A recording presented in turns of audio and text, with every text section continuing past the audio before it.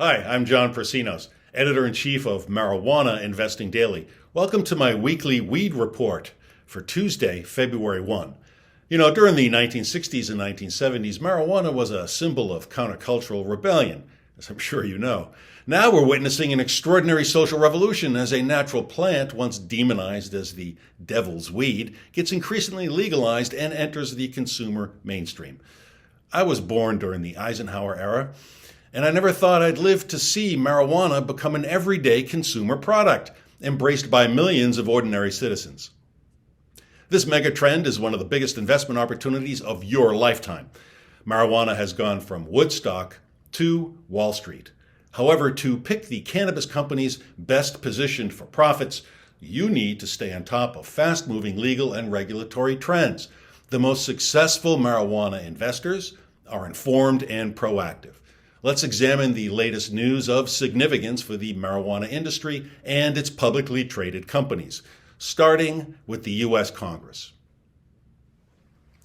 The House sponsor of legislation to protect banks that provide financial services to state legal marijuana businesses is taking a sideways route due to stubborn opposition in the Senate. Representative Ed Perlmutter, Democrat of Colorado, sponsor of the Secure and Fair Enforcement SAFE Banking Act, is seeking to attach an amendment containing the reform to a broader bill dealing with research and innovation in the technology and manufacturing sectors. The congressman's legislation has cleared the House in 5 versions, only to stall in the Senate. SAFE, S-A-F-E, is designed to protect banks that accept marijuana business clients from being penalized by federal regulators. Arkansas. A campaign spearheaded by a former Arkansas lawmaker has filed a constitutional amendment to put cannabis legalization on the state's 2022 ballot. The Arkansas Adult Use Cannabis Amendment would allow adults 21 years of age and older to purchase and possess up to 1 ounce of marijuana. Existing medical cannabis dispensaries would be permitted to sell in the recreational market starting March 8, 2023. Oregon. As Oregon gets ready to implement a first-of-its-kind regulated legal psilocybin services program, state lawmakers have introduced a measure to ensure that social equity is embedded within the policy change. Psilocybin fungi, aka magic mushrooms, are increasingly legal in the U.S., representing an exciting investment theme. Marijuana companies are jumping aboard the psychedelics bandwagon by launching new products or subsidiary companies that cater to growing consumer demand for psilocybin, LSD, and similar psychotropic drugs. There are several varieties of psychedelic mushrooms with different potency levels. Measure 109, the Psilocybin Program Initiative, was on the ballot in Oregon as an initiated state statute on November 3, 2020. It was approved with nearly 56% of the vote. The move made Oregon the first state in the nation to allow the use of psilocybin in therapy.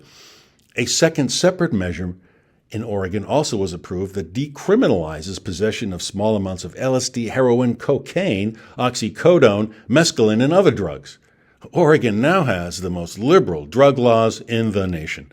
South Carolina. South Carolina's Senate began debate on a medical marijuana bill representing the first time in the Republican sponsor's 8-year legalization effort that his legislation has actually made it to the chamber floor for consideration. The Senate in this deep red state is scheduled to conduct several full legislative days' worth of discussions in coming days on the marijuana measure before taking a vote on it. See the following tweet, which is indicative of sentiment.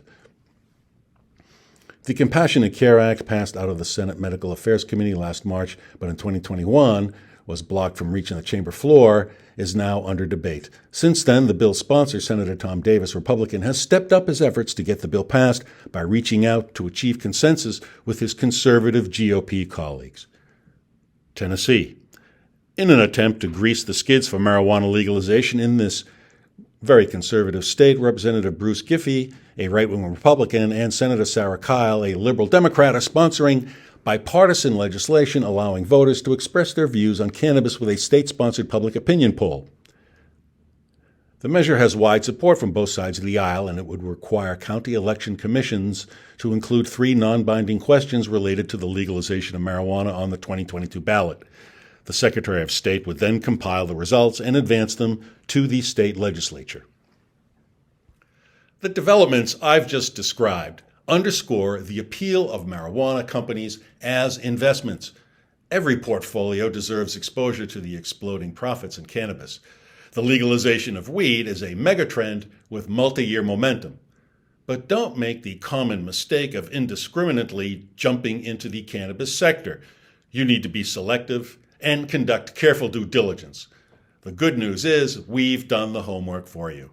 For our latest report on the best investment opportunities in cannabis, click the URL that appears at the bottom of the article that accompanies this video on the Investing Daily website. Well, that's it for now. Thanks for watching, and I'll see you next week for another edition of the Weekly Weed Report.